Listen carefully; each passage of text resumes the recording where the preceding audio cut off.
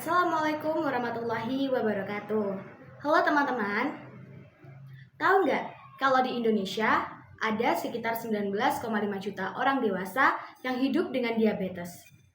Tapi sedihnya, baru sebagian kecil yang bisa memantau kondisi mereka secara rutin karena keterbatasan fasilitas laboratorium di daerah terpencil. Di video kali ini, saya Nadia Amara ingin membedah artikel ilmiah berjudul Real World Smartphone Based Point of Care Diagnostic in Primary Healthcare to Monitor HbA1c Levels in People with Diabetes. Kita akan lihat bagaimana teknologi Point of Care atau POC ini diuji langsung oleh para perawat di Aceh dan apakah hasilnya bisa seakurat laboratorium standar nasional. Yuk kita bedah bareng-bareng. Nah, sekarang kita masuk ke dasar penelitian. Kenapa sih studi ini penting untuk dilakukan? Masalah utama yang dihadapi oleh pasien diabetes di negara berkembang atau khususnya di daerah pedesaan adalah sulitnya akses pemantauan gula darah jangka panjang atau HbA1c yang sangat akurat sekaligus terjangkau. Mengapa? Karena mayoritas alat gold standard masih harus berbasis laboratorium besar. Poin kedua, kalau kita ambil contoh kasus di Indonesia, tepatnya di Provinsi Aceh, masalah ini terasa nyata karena data menunjukkan bahwa beban penyakit diabetes di Aceh itu sempat melonjak drastis hingga 55% dalam kurun waktu 10 tahun, yaitu dari tahun 2006 sampai tahun 2016. Bayangkan, penderitanya makin banyak, tapi akses fasilitasnya terbatas. Poin ketiga, melihat kesenjangan tersebut, peneliti membawa sebuah terobosan baru. Mereka menghadirkan alat bernama TSB POC atau Tablet and Smartphone Based Point of Care. Salah satu contohnya adalah Aina Blood Monitoring System. Alat inilah yang diuji dalam penelitian ini sebagai solusi alternatif yang murah, praktis, dan bersifat mobile atau mudah dibawa kemana-mana. Berangkat dari latar belakang masalah tadi, maka tujuan penelitian dari studi ini secara garis besar dibagi menjadi dua tahapan yang saling berkaitan. Yang pertama, penelitian ini bertujuan untuk menguji validitas dan applicability atau kesesuaian penerapan di dunia nyata dari alat diagnostik HbA1c portable yang berbasis tablet dan ponsel pintar. Peneliti ingin melihat apakah alat ini benar-benar praktis saat dibawa ke lapangan. Nah, untuk membuktikan validitasnya, langkah kedua yang dilakukan adalah membandingkan hasil uji dari perangkat TSB POC ini secara langsung dengan metode gold standar laboratorium lokal. Di sini, laboratorium referensinya menggunakan alat Biorad D10, sebuah metode laboratorium yang sudah terverifikasi secara nasional dan internasional. Jadi intinya, ini mau melihat bisa nggak sih alat portable sekecil ini menyamai keakuratan alat lab yang besar? Jawabannya akan kita lihat di bagian metode dan hasil penelitian. Sekarang mari kita bedah bagaimana desain studi dan karakteristik sampel dari penelitian yang dilakukan. Ada 3 poin utama yang perlu kita garis bawahi. Yang pertama, dari segi desain studi. Penelitian ini menggunakan pendekatan cross-seksional untuk menguji aplikabilitas metode diagnostik. Partisipan yang terlibat berjumlah 533 orang dewasa yang seluruhnya merupakan penderita diabetes mellitus tipe 2. Yang kedua, untuk waktu dan tempatnya, pengambilan data dilakukan dalam kurun waktu sekitar 1 bulan, yaitu dari tanggal 1 Maret hingga 9 April tahun 2019. Lokasinya tersebar di 31 puskesmas yang mencakup wilayah perkotaan di Banda Aceh dan wilayah periurban di Aceh Besar. Ketiga, peneliti menerapkan kriteria seleksi yang cukup ketat. Kriteria inklusinya adalah pasien aktif di puskesmas tersebut yang berusia antara 20 sampai dengan 89 tahun. Sementara itu, kriteria eksklusinya meliputi ibu hamil serta puskesmas yang lokasinya terlalu terpencil, yaitu yang jarak tempuhnya melebihi 30 menit perjalanan mobil dari laboratorium referensi. Hal ini penting untuk memastikan sampel darah vena yang dikirim ke lab tetap dalam kondisi optimal saat dianalisis.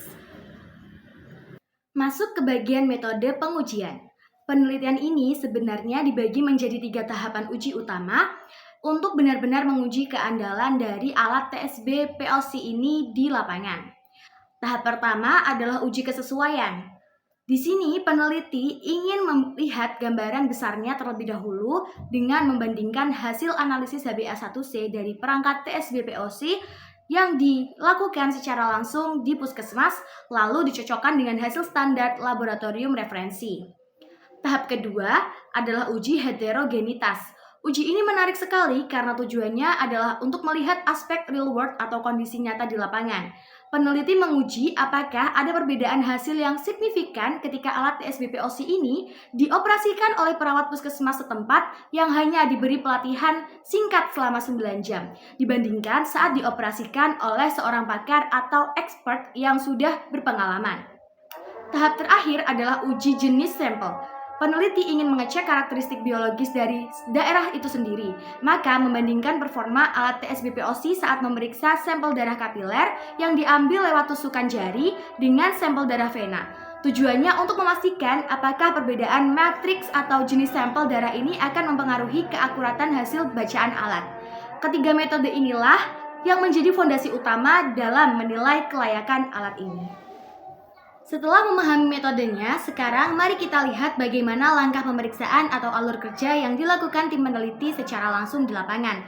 Alurnya dibagi menjadi 3 langkah berurutan, yaitu langkah pertama dimulai dari registrasi dan seleksi pasien. Jadi, pasien diabetes mellitus tipe 2 yang datang ke puskesmas akan diperiksa dahulu kelayakannya berdasarkan kriteria yang sudah kita sebutkan tadi melalui umur dan juga kondisi kehamilan. Setelahnya akan dilakukan sosialisasi prosedur pemeriksaan dan meminta persetujuan tertulis atau informed consent dari pasien. Yang kedua, setelah pasien setuju, barulah masuk ke langkah kedua yaitu pengambilan sampel darah ganda atau dilakukan secara duplikat. Darah yang diambil ada 2 jenis. Pertama, darah kapiler yang diambil melalui ujung jari menggunakan lancet steril. Kedua, darah vena yang diambil dari lengan pasien dan langsung dimasukkan ke dalam 2 tabung vakum berisi antikoagulan EDTA. Dan yang terakhir, masuk ke tahap ketiga yaitu tahap inti, proses analisis sampel. Di sini sampel darah berjalan di 2 jalur analis yang berbeda untuk dibandingkan keakuratannya. 1 tabung darah vena langsung dikirim ke laboratorium referensi menggunakan sistem rantai dingin, sementara sampel darah kapiler dan sisa darah vena yang satunya langsung dianalisis di tempat menggunakan perangkat TSBPOC. Nah, dari sinilah peneliti mendapatkan data komparasi yang sangat valid. Selanjutnya, mari kita lebih detail lagi, mari kita bedah bagaimana alur kerja teknis dari pemeriksaan TSBPOC itu sendiri. Di sini alat memproses 2 jenis sampel darah secara paralel. Jalur pertama, tetesan darah kapiler yang diambil dari ujung jari pasien dimasukkan ke dalam vial reagen alat TSBPOC sebanyak 5 mikroliter menggunakan pipa kapiler khusus. Jalur kedua, untuk sampel pembanding, sebagian darah vena dari tabung koleksi juga diambil dalam volume yang sama yaitu 5 mikroliter lalu dimasukkan ke vial reagen TSBPOC lainnya. Setelah sampel darah dimasukkan, vial tersebut kemudian dikocok selama kurang lebih 30 detik. Proses pengocokan ini sangat krusial karena memicu reaksi kimia yaitu sel darah merah akan mengalami lisis atau pecah sehingga molekul hemoglobin di dalamnya keluar dan terikat secara spesifik dengan konjugat asam boronat yang ada di dalam reagen. Dan langkah terakhir, campuran darah dan reagen tersebut diteteskan ke atas strip tes dari HbA1c, lalu stripnya dimasukkan kembali ke alat pembaca utama atau AINA device. Jadi, kita hanya perlu menunggu proses analisis otomatis berbasis aplikasi dan hasilnya akan langsung muncul di layar tablet atau smartphone hanya dalam waktu kurang lebih 3 menit saja. Sangat cepat dan praktis. Jika sebelumnya kita sudah melihat bagaimana sampel darah diproses langsung di tempat menggunakan alat TSBPOC, lalu bagaimana dengan jalur kontrolnya? Proses pemeriksaan ini dilakukan di Lab Prodia selaku laboratorium referensi lokal dalam riset ini. Alurnya dimulai segera setelah darah vena diambil, di mana tabung sampel B atau tabung kontrol langsung disimpan ke dalam wadah pendingin khusus untuk menjaga stabilitas komponen darah, sehingga suhu yang dijaga ketat pada rentan 20 hingga 24 derajat Celcius. Mengapa suhunya ini harus dijaga? Karena sampel ini tuh kemudian akan dikirimkan menggunakan mobil dari puskesmas menuju ke laboratorium klinik Prodia di Banda Aceh dengan target waktu perjalanan maksimal 30 menit saja. Batasan waktu dan suhu ini sangat penting agar sampel tidak mengalami kerusakan atau lisis di jalan sebelum dianalisis. Sesampainya di laboratorium Prodia, sampel darah Vena tersebut langsung diperiksa menggunakan mesin otomatis BioRad D10. Mesin ini bersertifikasi nasional dan internasional serta menjadi metode gold standar atau standar emas baku dalam mengukur kadar HbA1c secara akurat. Hasil dari pengujian mesin BioRad D10 inilah yang nantinya dipakai oleh peneliti sebagai acuan utama untuk menilai apakah hasil bacaan dari alat portable TSBPOC kita di puskesmas sudah akurat atau belum. Setelah data dari pemeriksaan lapangan dan laboratorium selesai dikumpulkan, proses berikutnya yang dilakukan peneliti adalah sinkronisasi dan evaluasi statistik. Alurnya berjalan melalui 4 tahapan utama. Dan di tahap pertama dimulai dari data hasil TSBPOC yang otomatis tersimpan ke dalam sistem berbasis cloud sesaat setelah pemeriksaan di puskesmas selesai. Langkah kedua, data tersebut disinkronkan dengan hasil lab Prodia yang keluar menggunakan satuan standar internasional yaitu mikromol per mol. Satuan dari kedua metode pengujian ini kemudian disamakan agar bisa diperbandingkan secara setara. Tahap ketiga adalah penyaringan atau filtering dari data subjek untuk menjaga akurasi evaluasi pasien dengan kadar hemoglobin total yang ekstrim yaitu di bawah 10 gram per dl atau di atas dari 20 gram per dl akan dikeluarkan dari analisis data. Mengapa? Karena kadar hemoglobin total yang terlalu rendah atau terlalu tinggi secara klinis dapat mempengaruhi validitas pembacaan kadar HbA1c pada alat. Dan yang terakhir, setelah data bersih dan tersinkronisasi, nilai dari kedua alat tersebut akan diadu atau dievaluasi keakuratannya menggunakan grafik Bland-Altman serta analisis korelasi statistik lainnya. Grafik Bland-Altman inilah yang menjadi penentu utama untuk melihat seberapa besar tingkat kesesuaian dan limit kesepakatan antara TSBPOC dengan penelitian laboratorium gold standar, seperti itu. Memasuki bagian temuan riset pada slide hasil 1, ini kita akan membedah karakteristik klinis dari baseline partisipan yang datanya berhasil dikomplikasi. Jika kita perhatikan bersama pada tabel 1 di sebelah kanan, ada 3 poin karakteristik penting yang berhasil dirangkum. Poin pertama, dari total 533 pasien awal yang direkrut, setelah dikurangi oleh kriteria eksklusi dan proses pembersihan data yang ketat pada tahap sinkronisasi statistik tadi, didapatkan total observasi bersih sebanyak 477 pasien yang 100% didiagnosis menderita diabetes. Poin kedua, data menunjukkan nilai rata-rata atau mean kadar HbA1c laboratorium pasien berada di angka 84,5 mikromol per mol dengan rentan yang cukup lebar dari 28 hingga 166 mikromol per mol.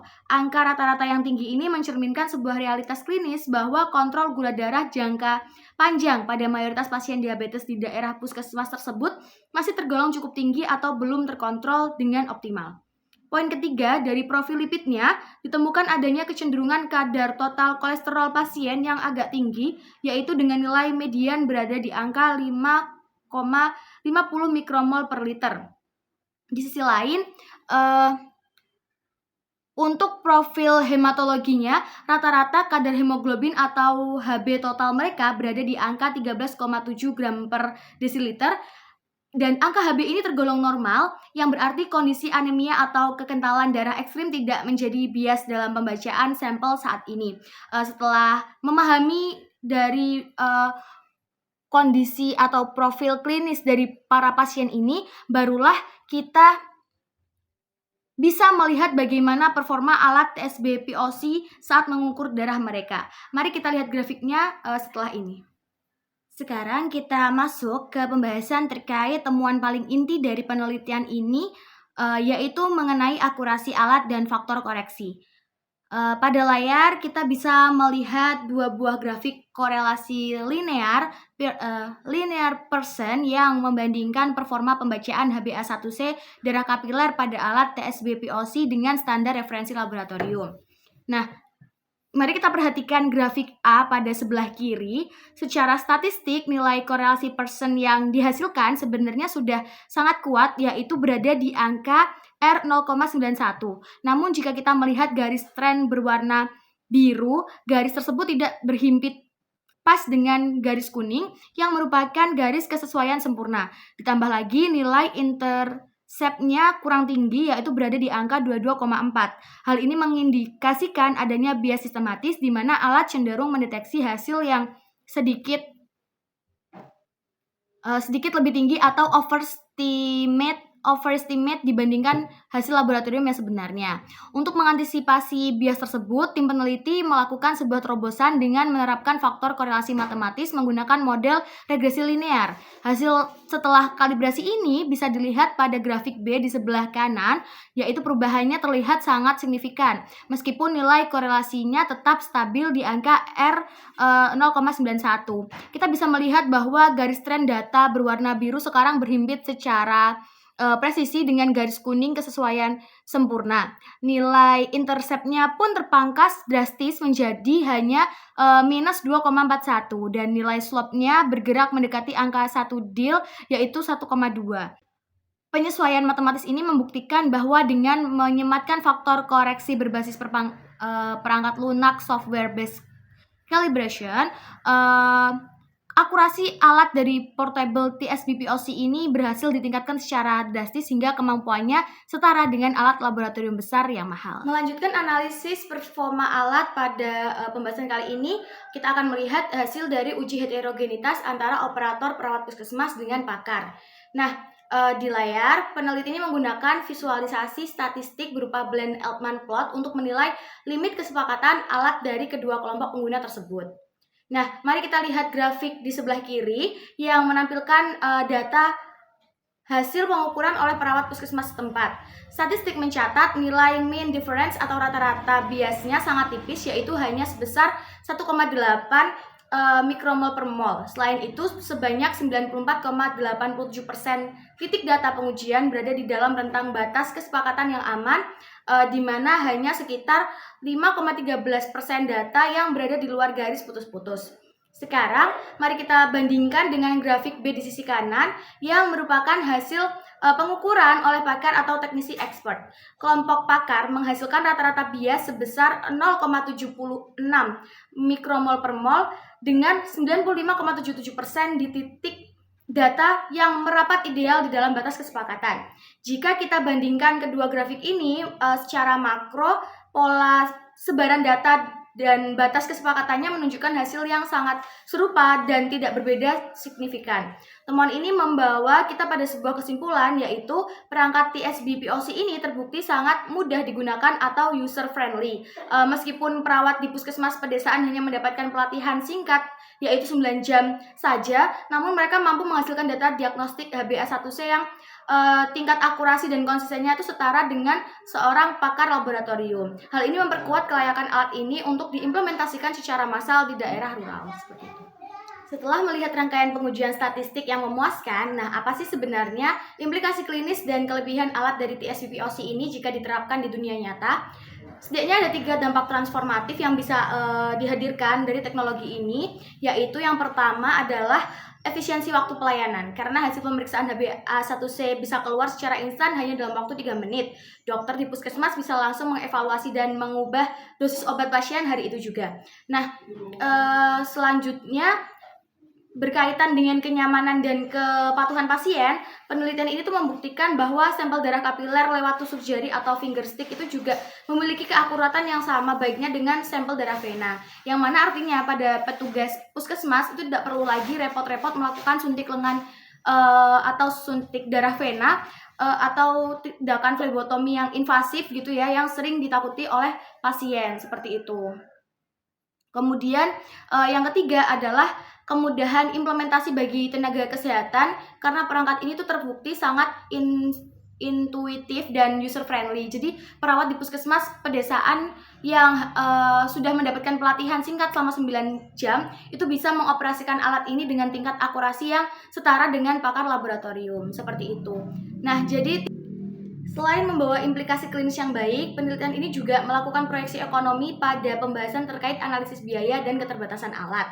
Jika bedah dari aspek finansialnya, biaya untuk satu kali tes HbA1c di laboratorium profesional lokal itu rata-rata menghasilkan dana sebesar 12,59 US dollar. Sementara itu, jika menggunakan perangkat TSG POC atau alat berbasis smartphone ini, biayanya bisa terpangkas drastis menjadi hanya 2,13 US dollar per tesnya. Nah, ini artinya jika terjadi penghematan biaya hingga 83%, kasarnya anggaran untuk satu kali tes lab konvensional itu setara dengan 5,9 kali tes menggunakan alat portable.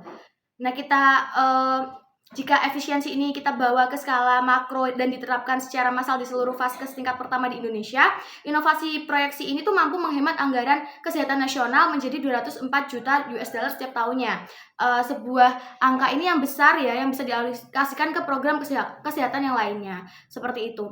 Nah, kemudian juga ada keterbatasan utama yang ditemukan, yaitu reagen tesnya yang masih sensitif terhadap suhu dan harus tetap disimpan di dalam kulkas pada rentan suhu 2 hingga 8 derajat Celcius. Kemudian dari segi infrastruktur digital, aplikasinya tetap membutuhkan koneksi internet di akhir sesi untuk menyinkronkan dan mengirimkan data pasien ke dokter.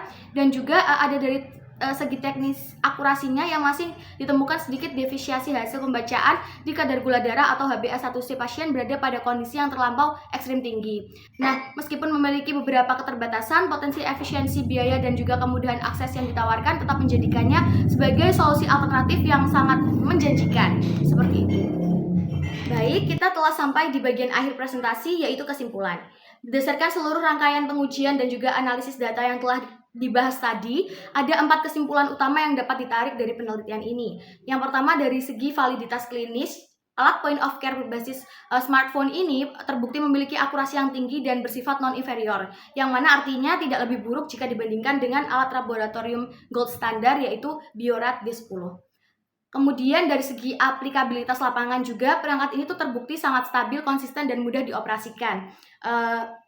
Di mana perawat puskesmas biasa tanpa latar belakang pakar laboratorium bisa menghasilkan data yang akurat hanya dengan modal pelatihan singkat selama 9 jam saja. Dan yang ketiga adalah dari analisis perekonomian. Jadi inovasi ini tuh mampu memotong biaya pemeriksaan HbA1c secara radikal hingga 83%, seperti itu. Jadi jika diimplementasikan secara luas, alat ini memiliki potensi besar untuk penghematan anggaran kesehatan nasional secara masif. Dan yang terakhir, pemanfaatan darah kapiler melalui tusuk jari yang tidak menyakitkan juga dipadukan dengan hasil instan dalam waktu 3 menit itu memiliki bukti sangat efektif untuk mencegah pasien hilang kontrol atau loss to flow up di fasilitas kesehatan primer di daerah rural, seperti itu. Nah, akhir kata, jadi teknologi TSB-POC ini bukan sekedar alat diagnostik alternatif yang murah, melainkan sebuah solusi nyata untuk mewujudkan pemerataan dan juga keadilan akses kesehatan bagi seluruh penderita diabetes di Indonesia, khususnya di daerah-daerah terpencil. Seperti itu. Sekian presentasi dari saya, terima kasih banyak atas perhatiannya dan sampai jumpa lagi.